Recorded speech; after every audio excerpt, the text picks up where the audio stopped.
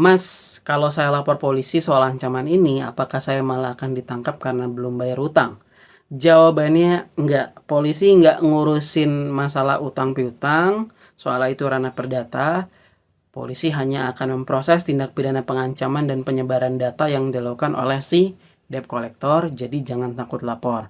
Lagian Pak Polisi kerjanya udah banyak, kita tambahin satu nggak apa-apa, karena udah banyak SPPG yang harus diurusin. Selamat datang di Regulatalk yang ada di Fahristia Official.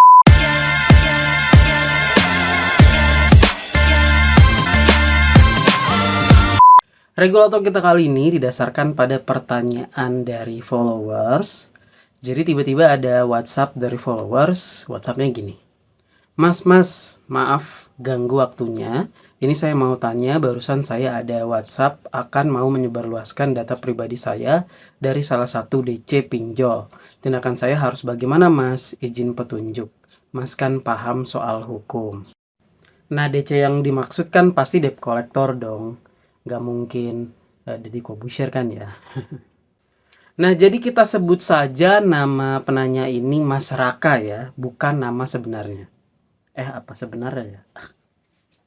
Jadi Mas Raka ini ceritanya sedang butuh uang, kemudian dia memutuskan untuk download aplikasi pinjaman online, dia registrasi dan meminjam uang di aplikasi pinjaman online tersebut. Sepakat dengan tenor dan dicairkan uang pinjaman ke rekeningnya Mas Raka, ternyata di waktunya pembayaran, Mas Raka ini lupa membayar. Ya nggak tahu lupa, nggak tahu sengaja kabur ya.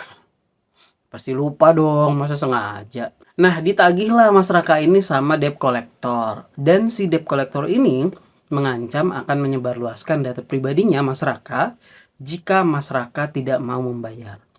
Nah, Mas Raka kemudian merasa terancam nih. Terus dia jadi bertanya, apa yang harus Mas Raka lakukan? Nah, bagaimana kalau teman-teman berada di posisi yang sama dengan Mas Raka? Apa yang harus teman-teman lakukan untuk menghadapi permasalahan ini? Ayo kita bahas di Regular Talk.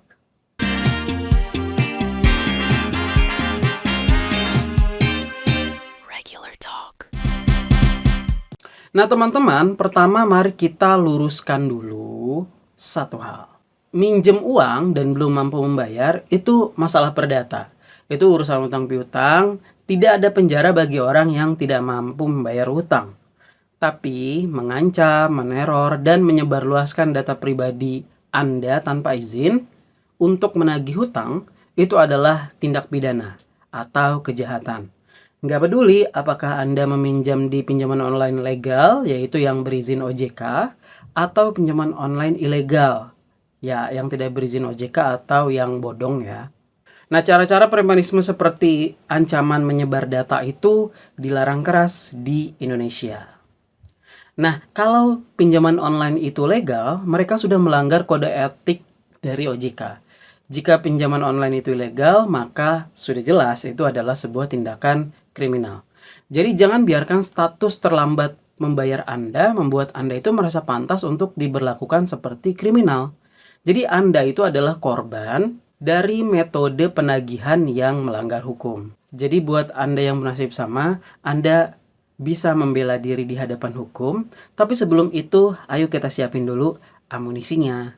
Nah sebelum kita lari ke kantor polisi, ya jalan juga bisa sih bener ya. Pertama-tama saat Anda menerima ancaman, biasanya ada dua kemungkinan tindakan yang dilakukan oleh orang setelah mendapatkan ancaman. Yang pertama itu marah-marah, yang kedua merah-merah. Sorry. Yang pertama itu marah-marah, yang kedua itu mohon-mohon. Marah-marah sambil mohon-mohon sih jarang sih. Nah, dan bahkan ada juga yang langsung blokir nomornya dan juga chatnya karena takut. Nah, setelah teman-teman dengerin ini, stop, jangan lakukan itu. Kenapa? Karena Anda butuh bukti. Langkah pertama, dokumentasikan semuanya. Screenshot semua chat, ancaman dari awal sampai akhir. Jangan ada yang dihapus.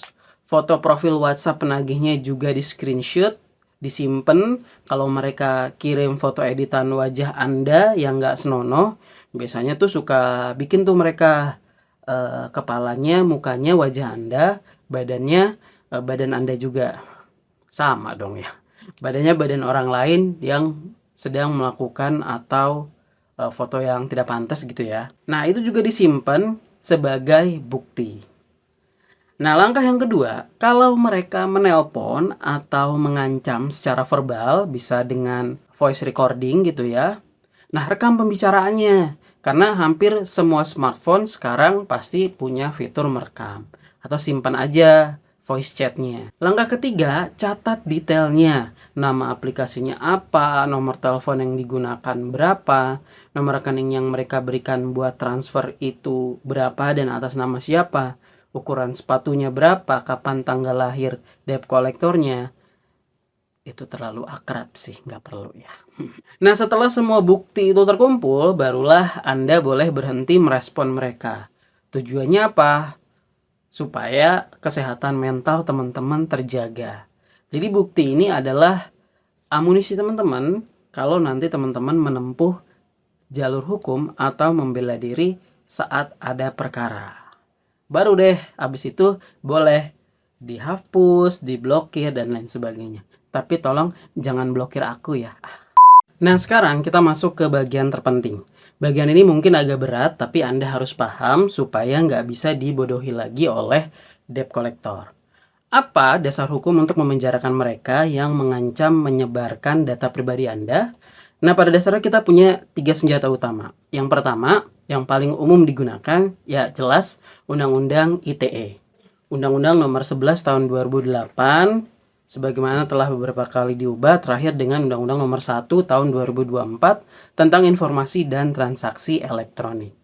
Nah, berdasarkan pasal 27B ayat 2, setiap orang dengan sengaja dan tanpa hak mendistribusikan dan atau mentransmisikan informasi elektronik dan atau dokumen elektronik dengan maksud untuk menguntungkan diri sendiri atau orang lain secara melawan hukum, dengan ancaman pencemaran atau dengan ancaman akan membuka rahasia, memaksa orang supaya memberikan suatu barang yang sebagian atau seluruhnya milik orang tersebut atau milik orang lain, atau memberi utang, membuat pengakuan utang, atau menghapuskan piutang. Nah, pasal ini secara spesifik melarang siapapun mendistribusikan informasi elektronik yang bermuatan pemerasan dan atau pengancaman. Jadi, chat WhatsApp yang isinya kalau nggak bayar datanya saya sebar ya. Nah, itu udah masuk pasal ini. Ancamannya itu ada di pasal 45B Undang-Undang ITE.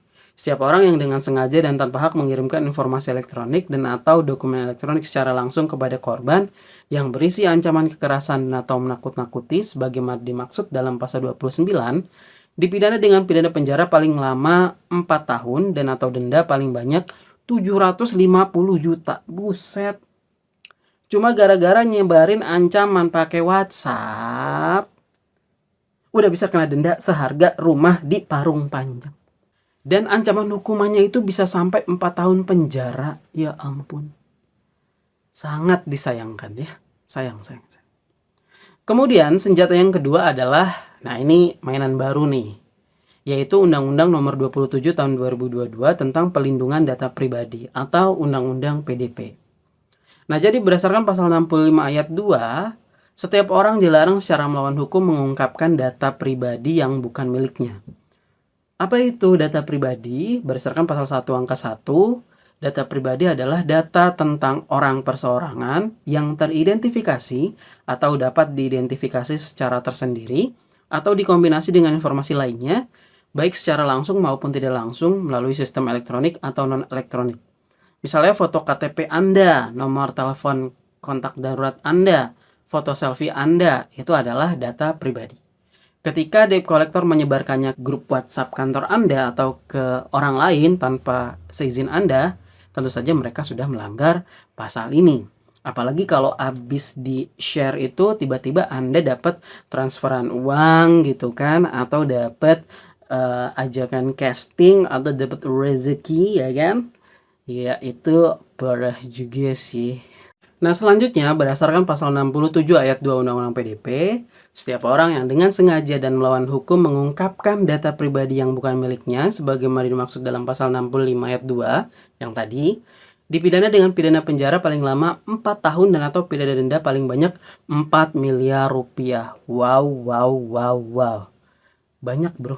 Selain itu, kita juga masih punya KUHP, Kitab Undang-Undang Hukum Pidana, yang diatur dalam Undang-Undang Nomor 1 Tahun 2023. Berdasarkan pasal 483 KUHP, dipidana dengan pengancaman dengan pidana penjara paling lama 4 tahun atau pidana denda paling banyak kategori 4 setiap orang yang dengan maksud untuk menguntungkan diri sendiri atau orang lain secara melawan hukum dengan ancaman pencemaran atau pencemaran tertulis atau dengan ancaman akan membuka rahasia, memaksa orang supaya memberikan suatu barang atau sebagian atau seluruhnya milik orang tersebut atau milik orang lain, atau memberi utang, membuat pengakuan utang, atau menghapuskan piutang. Nah, berapa sih kategori 4 itu? Nah, kalau kategori denda kita harus lihat pasal 79 KUHP. Kategori 4 itu 200 juta rupiah.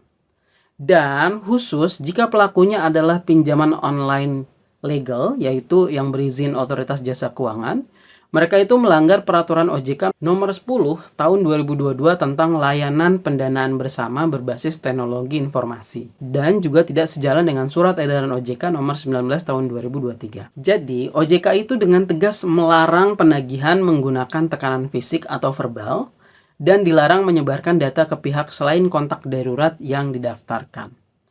Jadi berdasarkan pasal 104 Peraturan OJK 10 tahun 2023 itu diatur bahwa dalam melakukan penagihan kepada penerima dana, penyelenggara wajib memastikan bahwa penagihan dilaksanakan sesuai dengan norma yang berlaku di masyarakat dan ketentuan peraturan perundang-undangan. Saya yakin ngancem itu bukan norma yang berlaku di masyarakat ya, kecuali masyarakat yang hidupnya selalu mengancam.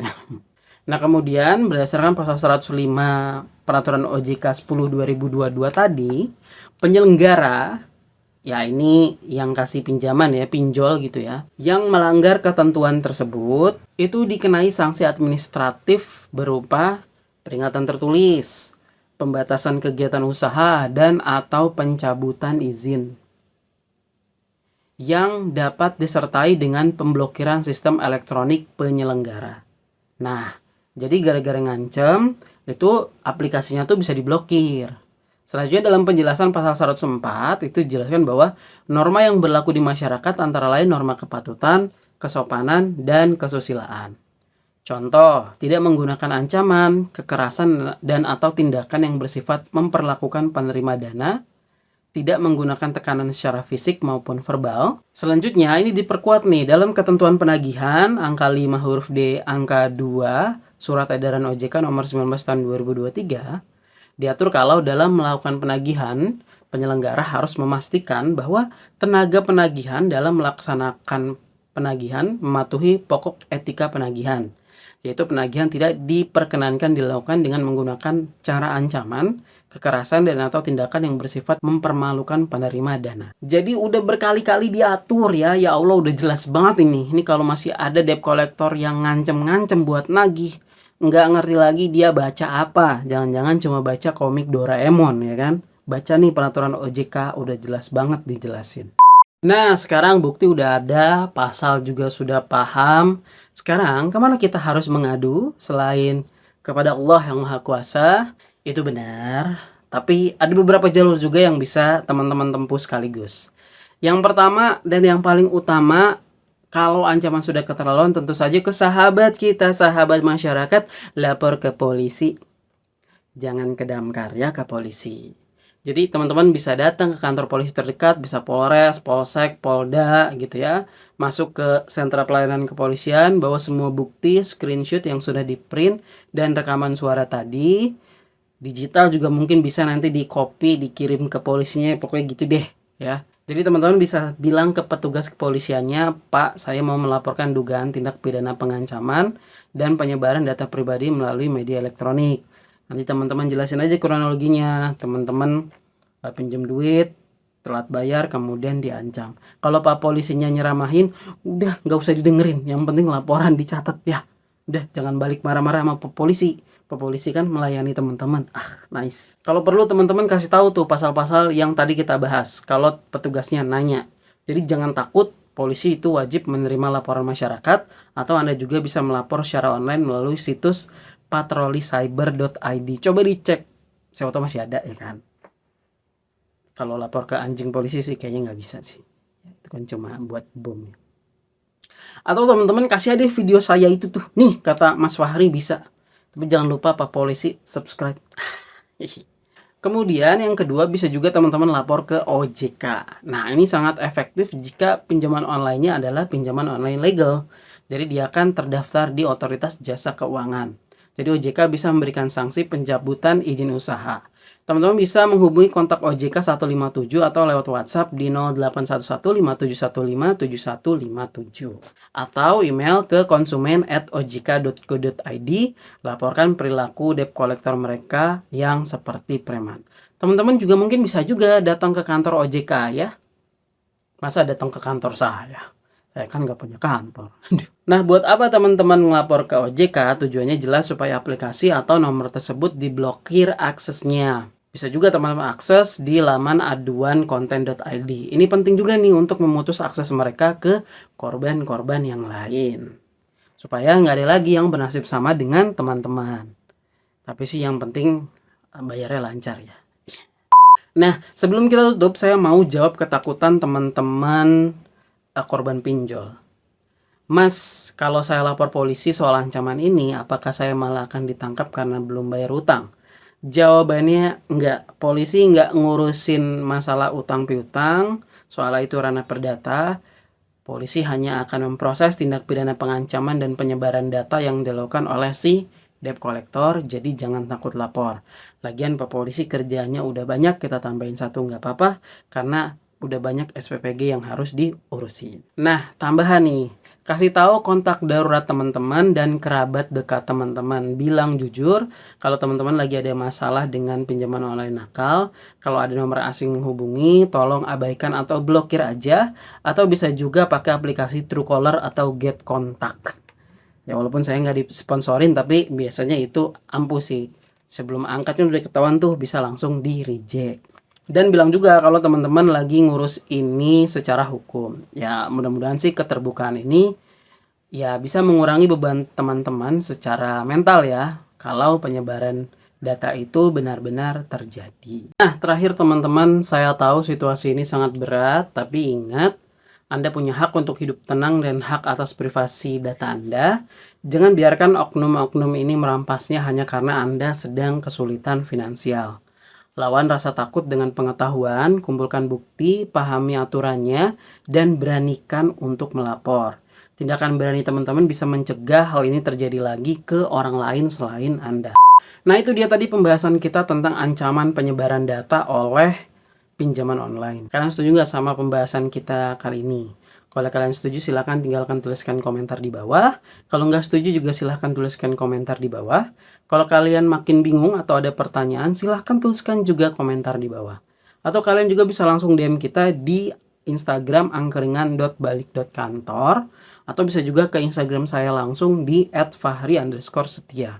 Tapi jangan lupa sebelum DM follow dulu ya. Soalnya kita udah banyak following daripada followers. Silahkan like video ini kalau kalian suka. Share kalau menurut kalian orang lain harus tahu tentang video ini. Dan subscribe untuk memberikan dukungan kalian ke Regulatalk yang ada di Fahri Setia Official. Itu dulu teman-teman. Terima kasih yang udah nonton. Wassalamualaikum warahmatullahi wabarakatuh.